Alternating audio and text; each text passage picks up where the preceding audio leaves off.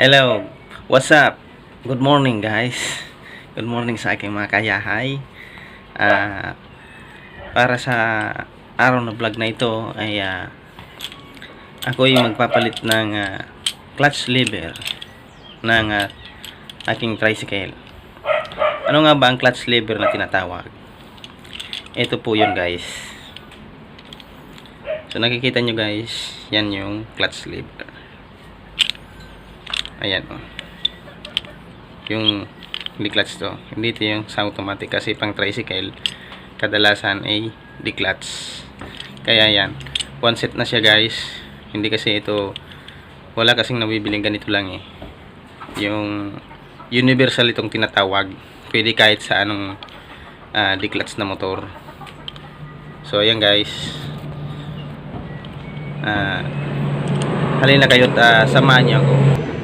Shoutout nga pala sa dumaang eroplano. Alila kayo, samahan nyo ako na ikabit itong clutch lever. So tara guys. So ayan guys, alin nga bang tatanggalin natin? Ito yung guys. So nakikita nyo, hindi na yan yung standard na clutch lever ng Rossi 125 ko. Ito nakikita nyo yung adjuster, pero wala naman talaga siyang adjuster eh. Itong linagay kong adjuster, yung pang Honda ito. Shoutout nga pala. At nakikita nyo, ito yung may wire dyan. Alam nyo kung para saan yan guys. Para sa busina yan guys. Yan yung nakarektas yung positive niya doon sa busina. At ito yung ground. Kinuhanan ko rin ng wire yung ground ko para ayan, may sariling switch siya. Hindi ko na napadaan dito sa original na switch ng busina natin kasi hindi kaya, tsaka walang relay. Dapat may relay siya. So ito guys ang tatanggalin natin na number 8 na socket range. Tatanggalin natin ito lahat guys para may palit natin yung bago na ito, yung bago. Ito yung side mirror nya, ayan yung adjuster, yan, kaganon yan guys. So tara guys, gawin na natin to. So ayan guys, nakikita nyo, tinanggal ko na ito. Ito yung clutch cable natin. Ito yung dalawang adjuster kasi binagyan ko ng adjuster na ito, yung dalawa, kasi nga mahaba yung clutch cable na nabili ko. Walang nagmatch doon sa pang-Rossi natin eh, tsaka walang stock. Kinuha ko na lang yung pang CG 125. Kaya yan guys, nakikita nyo, natanggal ko na nga pala dito yung side mirror. Para matanggal nyo yung side mirror, gamitan nyo nito, number 14. Ayan, back range. Yan, kasi yan guys, makikita nyo kasi yan. Ayan, kung na pinakita sa inyo yung ibang part ng pagtanggal, kasi nga to make the video short, ganyan na lang po ginawa ko. Ayan guys, nakikita nyo, medyo pinahirapan ako nito. Tinanggal ko pa itong handle grip at itong left switch, yung sa high and low ng left handlebar switch ng motor. Kasi ito, hindi ito tulad ng parang clamp, isa lang ang tornilyo nito eh, dito lang, tapos tatanggalin natin dito pag ganun palabas. So ayan guys,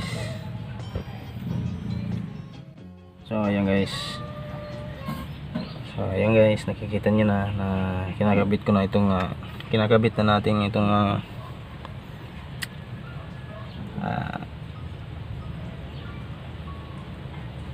clutch lever.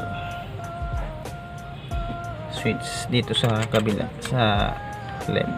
Natural yung clutch lever ay nasa left o kaliwa natin.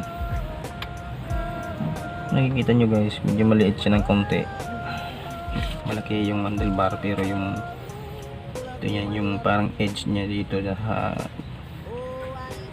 na magka-clamp dito sa handlebar natin masyadong maliit. Ngayon, kung mag-iipit kayo, huwag yung puro isa lang, dapat kabilaan lagi para sa ganun maganda yung kakakabit natin dito.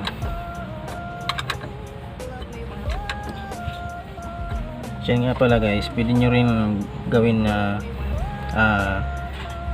tawag dito sa amin binabalag itong edge nya dito para magsakto siya mag-fit. Kasi wala na pambalag kaya medyo tandaan lang ng pagkakabit para sa ganun tornilyo natin mag-clamp siya ng maigi. Tandaan lang guys, papasok din niya, huwag masyadong magmadali, diba? Pasok din yan, dandan para smooth. So ito guys, kakabit na natin tong ating clutch cable dito. Yan siya guys, nakikita nyo ito lalim. Kukuhanin nyo itong sa may bandang ilalim at papasok nyo pa ganon at pa ganyan. So yan nga guys, nakikita nyo guys, medyo mahaba diba? Kaya ito lalagay natin yung isa pang adjuster. So ayan nga guys, masyado siyang mahaba guys.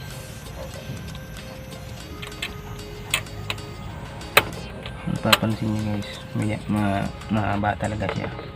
Kaya yan, pasok natin ng ganyan. Kasi ganun ayan. Ayan, diba? Masok na siya.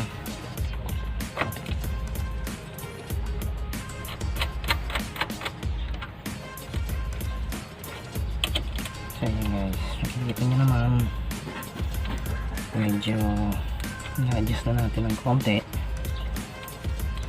para ayayin na tayo. Yan,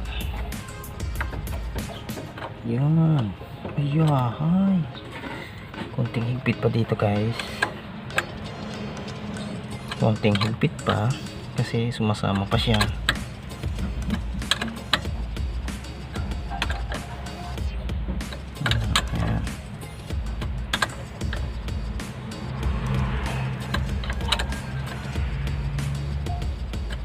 Konti-konti lang guys, nakikita nyo naman, konting-konti lang, pakunti-kunti lang hanggang sa mag-lock na siya. Ayan, at ito yung sa ilalim, number 10 lock wrench. Dapat impitan nyo rin ito para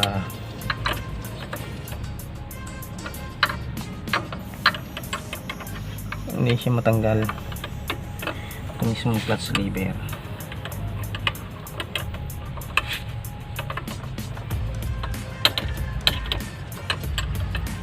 Pwede rin na open range,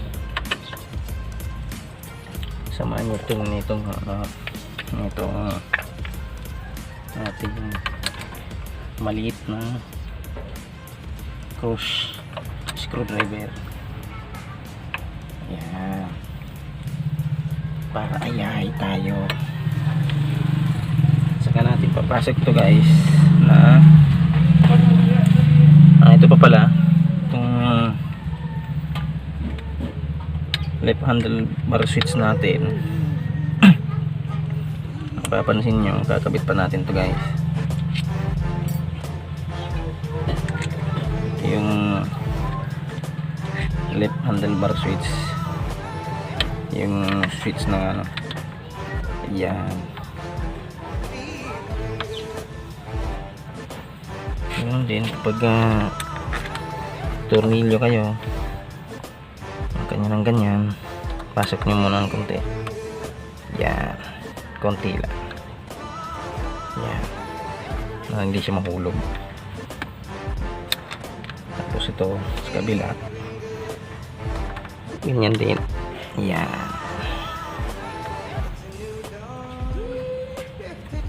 So ayan guys, nakikita nyo naman sa kabila, yan.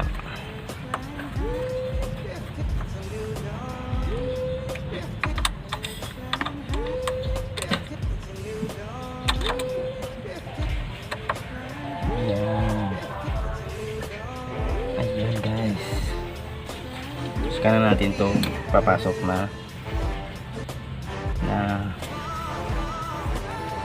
handle grip dito, yan. Ayan na guys. So ayan guys, nakita nyo naman, natapos na natin napalitan itong clutch lever. Gumagana na siya guys. So ayan, shoutout sa manok. Ayan. Ayan guys, ayahay tayo dyan. Ganda ng pagkakabit ko, no? Okay, ayahay na plus. Hey. So ayan guys, kung bago pa lang kayo sa video ko, sa channel ko, mabuti pang mag-subscribe na po kayo at hit the notification bell para updated kayo lagi sa aking mga susunod na videos. Sa napapansin nyo guys, medyo pawisan ako kasi ang init-init dito sa amin eh. So yan lamang po guys para sa vlog, para sa araw na vlog na ito. So abangan nyo po ang aking mga susunod na videos. Yun lamang po. Salamat and God bless. Thank you all.